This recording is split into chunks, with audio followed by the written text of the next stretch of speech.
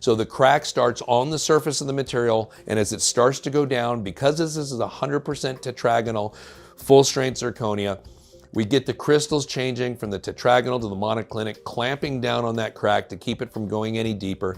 Considering that this has been around for 3 years now, from year 5 to year 8 in this study, this should have been really concerning for another material, but again, the 100% tetragonal zirconia is just kind of chugging along happily. In this module, we're going to tackle material selection for crown and bridge. And this certainly of all the modules has gotten the most complicated over the last, say, 35 years. So when I was in dental school, it was 2 things. You had your choice basically of PFMs or cast gold. You know, the PFM was invented in 1959 and became the workhorse of the dental industry because it was more aesthetic than what had been the workhorse for the 2 or 3 decades or 4 decades before that, which was cast gold. Until the introduction in 2007 of lithium disilicate, IPS EMAX, and then of course in 2009 with the introduction of BruxZir solid zirconia. These were the first 2 all ceramic systems that really provided a challenge for the PFM. And so the landscape definitely changed, and we'll take a look at that more specifically. And so now it's gotten more confusing with these different classes that we have to choose from, which are now largely high strength all ceramic materials, or certainly all ceramic materials, not all of them are high strength. So gone are the simple days of just trying to choose between a PFM and a cast gold crown. Things have definitely gotten a little more confusing now. So as we go a little deeper into zirconium, dentists will often say to me, isn't zirconium a metal? And as you look at the periodic table of elements here, I don't know if you've seen this since high school or college, but there's zirconium right underneath titanium. It's in the group 4 transitional metals. And so zirconium is related to titanium in the same family. So yeah, zirconium is in fact a metal. So those are some zirconium rods. They're used to cool things like in nuclear reactors and other things like that. So zirconium, as on the periodic table, is in fact a metal. But this is zirconium oxide, this pile of white powder that looks like an outtake from Scarface here. This is what all dental crowns are made of. So the oxide of zirconium, zirconium oxide, is this polycrystalline material that you see on the right. So it's not a metal. Zirconium is, but the oxide is not. And that's true for a lot of the group 4 metals. Now I want to show you some things about the crystalline structure of zirconia that helps explain why it's as strong as it is and why it's important to kind of know the characteristics of the zirconias that you're using. So this is the monoclinic crystal structure.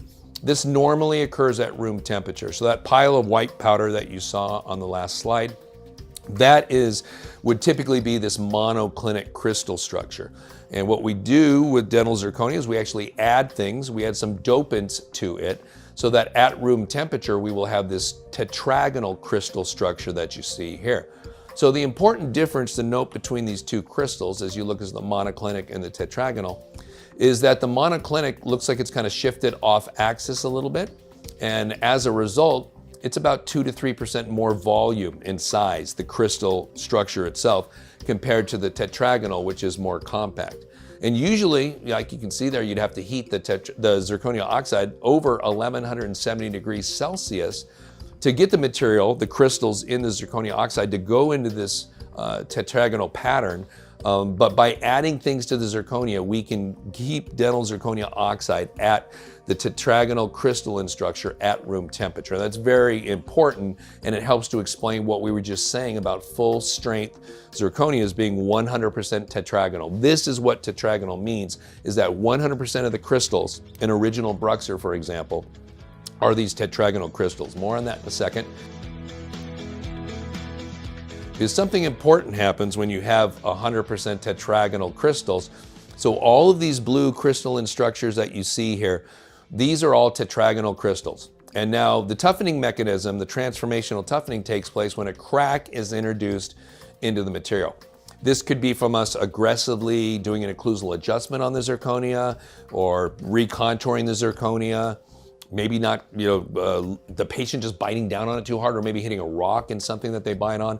And a crack will start in the zirconia and you've got this frontal zone where all the energy is taking place as the crack moves its way down into it. And here's what's happens is that you get this wake. The energy actually causes these tetragonal crystals adjacent to the fracture that's going into the material to change to monoclinic crystalline structure. And if you remember from that drawing on the last slide, the monoclinic crystal structure is actually 3% bigger in volume. Remember how it was like shifted on its axis?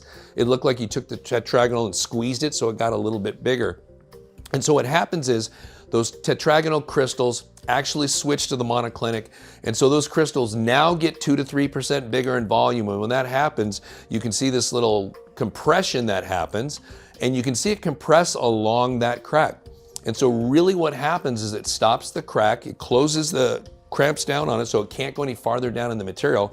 It doesn't close it all the way. You can still see that the beginning of the fracture on the surface is there, but it won't go any deeper now because the monoclinic crystals have changed. It's gone from the tetragonal to the monoclinic. They increase in volume and they clamp down on the fracture itself. So this is an SEM from Rella Christensen's ongoing study, which is now at the 8-year mark of original BruxZir. And this is an SEM of original BruxZir crown that's been in the mouth now for 8 years. And if you look on the right, the yellow arrow is pointing to a defect that occurred at year 5. And that's the one I want to take a closer look at, because when you look at that defect from year 5 and you see how deep that is and how wide that is, that would have been a failure in any other all ceramic material. This is, I mean, we would have never been able to take this SEM because a crack like that and everything, you know, facial to that just shears off, and that is an absolute fracture. But this is a good example of the transformational toughening taking place. So the crack starts on the surface of the material, and as it starts to go down, because this is 100% tetragonal, full strength zirconia, we get the crystals changing from the tetragonal to the monoclinic, clamping down on that crack to keep it from going any deeper. It doesn't do it all the way at the surface, but that's okay, because down where it matters, as it's heading deeper and deeper, it's been closed off and that crack can't go any further. And you see it kind of happening in a couple different areas. So considering that this has been around for 3 years now, from year 5 to year 8 in this study, this should have been really concerning for another material, but again, the 100% tetragonal zirconia is just kind of chugging along happily, even though it's got this defect on the surface, which of course is completely can't be seen by the naked eye. Are you enjoying this instructional video? I hope so. If you'd like to receive additional clinical instruction with AGD and ADA approved CE credits, all at no charge, be sure to visit glidewelldental.com/education, where in addition to over 60 on-demand clinical courses, you can also access our weekly webinars along with other valuable content. Things in ads that feature zirconia oxide.